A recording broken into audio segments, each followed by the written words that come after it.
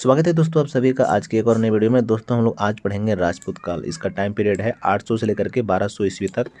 और राजपूत काल को ही क्या कहा जाता है? पूर्व मध्यकाल कहा जाता है। और इस राजपूत वंश के उदय के बारे में चर्चा मिलता है।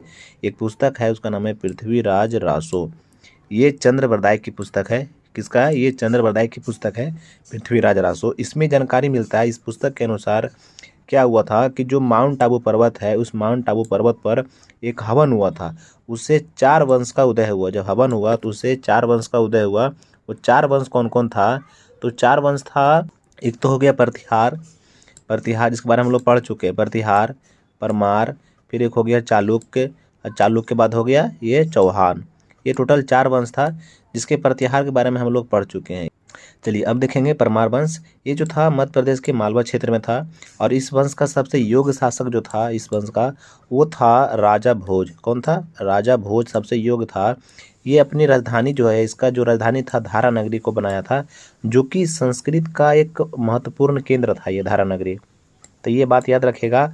और साथ ही साथ धारा नगरी में ही एक विशाल सरस्वती मंदिर का भी निर्माण हुआ था, स्थापना किया गया था।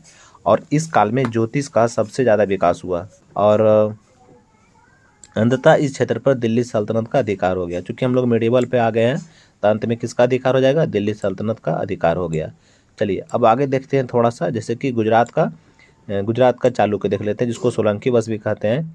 तो ये जो वंश था ये गुजरात में था, और इसका संस्थापक था मूलराज। इस वंश का संस्थापक कौन था? मूलराज था। कौन था? मूलराज था। और इस वंश का शासक एक था भीम प्रथम। कौन था? भीम प्रथम। इसका सामंत था बिमल शाह। भीम प्रथम का सामंत बिमल शाह, जिन्होंने वस्तुपाल और तेजपाल नामक अधिकारियों द्वारा दिलवाड़ा का जैन मंदिर बनवाया था। दिलवाड़ा का जैन मंदिर बनवाया था। तो दिलवाड़ा का जैन मंदिर कौन बनवाया था? ये बनवाया था बिमल शाह। ठीक है। 2 अधिकारी का नाम क्या था? वस्तुपाल और तेजपाल। और शासक कौन था? भीम प्रथम। इसी का सामंत था बिमल शाह। और ये जो महमूद गजनवी है, ये भीम प्रथम के काल में ही क्या करता है? सोमनाथ पे आक्रमण करता है और उसका मंदिर को दम भर लूटता है। हम लोग उसमें देखेंगे, जब हम लोग पढ़ेंगे ना मुस्लिम भारत पर मुस्लिम आक्रमण, तो उसको हम लोग समझेंगे। चलिए अब आगे चलते हैं, इसी में समझते हैं। इस वंश का प्रतापी शासक भीम द्वितीय था। इसको कौन था? ये भीम द्वितीय था। ये 1178 ईस्वी में मोहम्मद गोरी को हराया। किसको हराया? 1178 में मोहम्मद गोरी को हराया। अब यहाँ पर सोचिए कि गोरी को हरा दिया, तो पहला था भीम प्रथम। उसके समय में कौन आक्रमण किया? भीम प्रथम के समय में। तो भीम प्रथम के समय में आक्रमण जो किया था वो था महमूद गजनवी। मगर जब भीम द्वितीय आया तब कौन आक्रमण किया इसके समय में? इसके समय में क्या? गोरी। तो वो क्या हारा था? गजनवी। गजनवी हारा नहीं था, वो तो लूट के चला गया सोमनाथ मंदिर को। मगर जब भीम द्वितीय शासक बना तो ये क्या किया? गोरी को हरा दिया। और क्या था? ये कहा जाता है कि गोरी की भारत में क्या थी? ये प्रथम पराजय थी। गोरी का क्या था? ये प्रथम पराजय था। मगर फिर बाद में इस वंश पर क्या होता है? दिल्ली सल्तनत का ही अधिकार हो जाता है। अब आगे चलते हैं, समझते हैं। चलिए ये तो हो गया। अब है चौहान वंश। चलिए चौहान वंश के बारे में कहा जाता है कि इस वंश का जो उदय हुआ था वो जंगल देश में हुआ था। कहाँ हुआ था? जंगल देश में हुआ था, जिससे बाद में सपाद लक्ष्य यानी कि सपाद लक्ष्य करने मतलब हो गया 1.25 लाख गांव कहा गया। क्या कहा गया?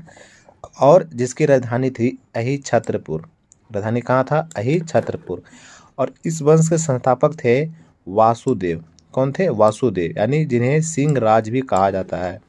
और इस वंश के सबसे योग्य शासक थे अरुणोराज। इस वंश के सबसे योग्य शासक थे अरुणोराज। इसके दरबार में संस्कृत के विद्वान बिगड़ा राज चतुर्थ रहते थे। बिगड़ा राज चतुर्थ विसल देव रहते थे, जिन्होंने हरिकेली नामक संस्कृत नाटक की रचना किए थे। कौन?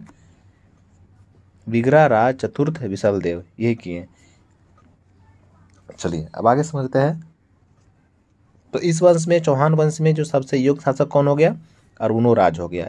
इनके दरबार में कौन रहते थे? बिगड़ा राज चतुर्थ विशलदेव रहते थे, जिन्होंने क्या किया? हरिकेली नामक एक संस्कृत नाटक लिखे। और फिर इसी वंश में जो अगला शासक आया वो पृथ्वीराज तृतीय, यानी जिसको कहते हैं पृथ्वीराज चौहान बोलते हैं हम लोग। तो इनका नाम पृथ्वीराज तृतीय भी रहता है। और इसी को राय पिथौरा भी कहा जाता है। पृथ्वीराज चौहान को ही राय पिथौरा कहते हैं। यहाँ राम पिथौरा लिख दिया है, राय पिथौरा भी कहते हैं पृथ्वीराज चौहान को।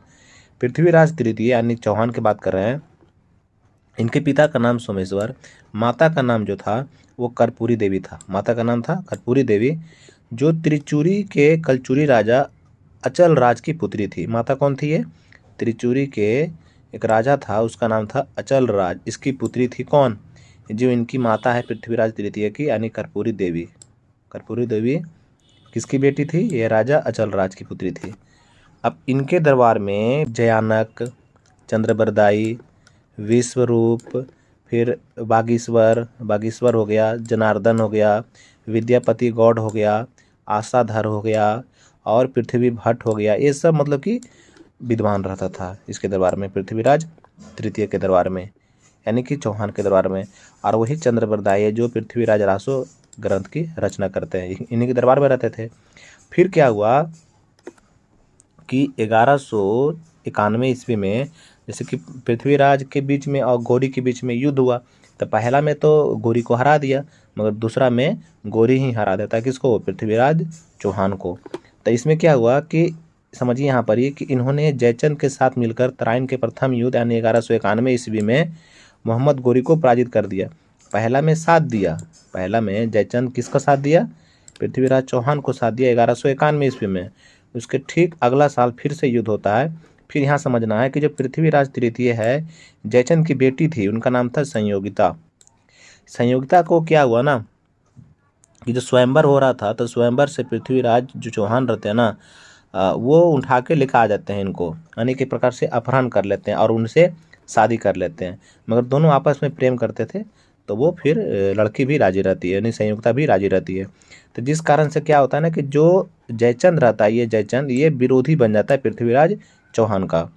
और फिर क्या होता है कि जयचंद फिर क्या करता है कि ये मोहम्मद गौरी के साथ दे देता है, और फिर दोनों मिल करके तराइन के दूसरा युद्ध में, जो कि 1192 ईस्वी में हुआ, वो पृथ्वीराज तृतीय को क्या करता है? हरा देता है और उसकी हत्या करवा देता है। जो मोहम्मद गौरी है 1194 ईस्वी में, लगभग 1192 में तो इसको हराया। उसके 2 साल बाद 1194 ईस्वी में चंदावार का युद्ध हुआ। कौन सा युद्ध हुआ? चंदावार का युद्ध हुआ। उसमें गौरी ने जयचंद को भी मार डाला। अब मोहम्मद गौरी के गुलाम कुतुबुद्दीन ऐबक ने दिल्ली तथा अजमेर पर आक्रमण करके चौहानों की सत्ता का अंत कर दिया। मोहम्मद गौरी क्या कर दिया? मोहम्मद गौरी का गुलाम था, कौन था ये? कुतुबुद्दीन ऐबक। गौरी का ना, मोहम्मद गौरी का एक बेटी रहता है, बेटी से प्रेम रहता है कुतुबुद्दीन ऐबक को। और फिर अंत में गौरी वही करता है, इसको सौंप के चला जाता, खुद अपना साम्राज्य लौट जाता है। तो यही था कुछ कहानी। तो इतना ही था राजपूत के बारे में। वीडियो में इतना ही है, मिलते हैं अगली वीडियो में। वीडियो देखने के लिए आपका बहुत बहुत धन्यवाद।